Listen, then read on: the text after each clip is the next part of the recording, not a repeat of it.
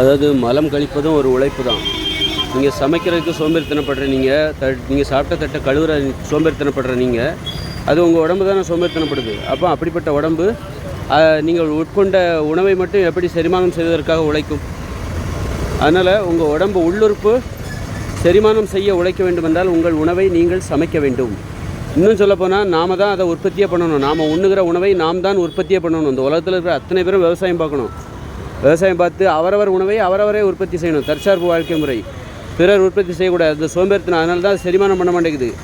நம்ம ஏன் உறுப்பு செரிமானம் உடல் செரிமான மண்டலம் வேலை செய்ய மாட்டேங்குது அப்படின்னா நமது உணவை நாம் உற்பத்தி செய்ய சோம்பேறித்தனப்படுகிறோம். மனித வாழ்க்கை என்பது கடினமானது. பிற உயிரினங்களைப் போல அல்ல. பிற உயிரினங்களால் உணவை தேடுகிறது போய். அப்போ அந்த மாதிரி நமது உணவை நாம் உற்பத்தி செய்ய வேண்டும். நமது உணவை நாம் சமைக்க வேண்டும். அல்லது பச்சையாக கூட சாப்பிடலாம். அதில் நமது உழைப்பு இருக்கணும். அப்போ தான் அதை சாப்பிட்டா உடம்பு உள்ளுக்குள்ளே உழைக்கும்.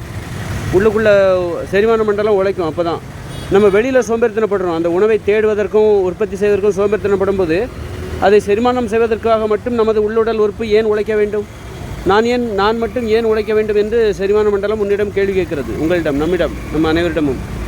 அந்த கேள்விக்கு தான் பதில் என்னது? மலச்சிக்கல், செரிமான குறைபாடு, நோய், உடல் உறுப்பு ஒழுங்காக வேலை செய்ய மாட்டேங்குது. எல்லாமே அதான். நம்ம உழைக்க ஆசைப்பட மாட்டேங்கிறோம், ஆனால் சாப்பிட மட்டும் ஆசைப்படுறோம். உழைப்பதற்கு கைகால்கள் விருப்பம் இல்லை, ஆனால் சாப்பிட மட்டும் ஆசைப்படுகிறோம். அப்போ உள்ளுடல் உறுப்பு கேள்வி கேட்கும்ல, நீ வேலை செய்ய மாட்டேங்கிற, வேலை செய்ய சோம்பேறித்தனப்படுற, அப்போ நான் மட்டும் ஏன் வேலை செய்யணும் அப்படின்னு அது கேட்கும்ல. அந்த கேள்விக்கு பதிலாக தான் அதோட விளைவு தான் என்னது? நோய்கள். உடல் உள்ளுறுப்புகள் வேலை செய்ய மறுக்கின்றன. தப்பாக வேலை செய்கின்றன. தப்பாக வேலை செய்கிறது கூட நோய் வருவதற்கு காரணம். தப்பாக வேலை செய்கிறது கூட நான் உழைக்க மாட்டேன் என்று சொல்கிற உள்ளுடல் உறுப்புகளின் ஒரு குரலாகத்தான் நாம் அதை பார்க்க வேண்டும்.